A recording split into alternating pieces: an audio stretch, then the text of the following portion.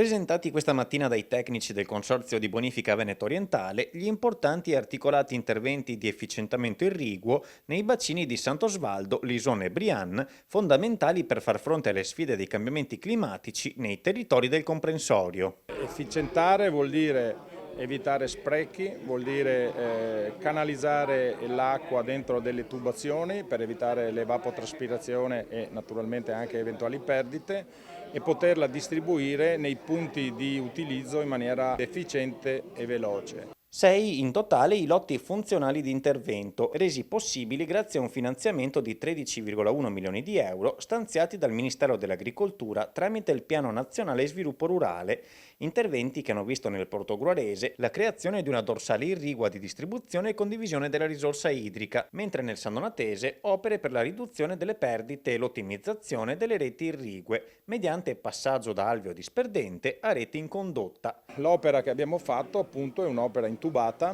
che non è solo fine a se stessa, ma sarà, se ci daranno le risorse anche nel PRR che ci hanno promesso e che possono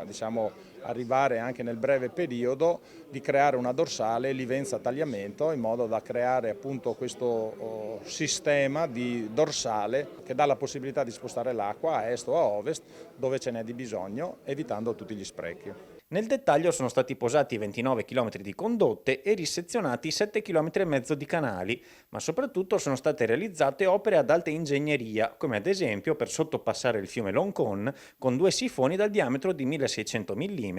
realizzati senza scavo grazie alla tecnologia del microtunneling. Impianti come quelli che oggi stiamo inaugurando, impianti che stiamo mettendo in campo a livello nazionale ci porteranno a risparmiare notevoli risorse di quantità di acqua quando ce l'abbiamo, risparmiarla sia dal punto di vista umano che dal punto di vista agricolo, ma anche tutti gli altri usi, e soprattutto dobbiamo gestirla quando è troppa, creare le condizioni perché nel nostro paese quell'11% di acqua che oggi noi riusciamo a trattenere diventi sempre di più 35-50%, che da un lato ci permetterebbero quindi di mettere in sicurezza quei territori e dall'altra parte averla a disposizione quando purtroppo staniamo mesi senza la disponibilità e senza la pioggia. Le opere idrauliche realizzate sono entrate parzialmente in funzione già durante la siccitosa estate del 2022 per contribuire a gestire l'emergenza e fanno parte di un programma generale ben più articolato che vede la creazione di dorsali di distribuzione Piave-Livenza-Tagliamento nella parte nord del comprensorio, in posizione quindi più protetta rispetto alla risalita del cuneo salino, che pesantemente condiziona la gestione delle acque in questa porzione di territorio, ubicato sotto il livello del mare e prossimo alla linea di costa. Il tempo, il clima muta e noi ci dobbiamo adattare a questo. È sempre di più un traguardo che dobbiamo raggiungere per seguire nel tempo. Speriamo vengano messe a disposizione le risorse perché non è più procrastinabile questo tipo di azione e di attività.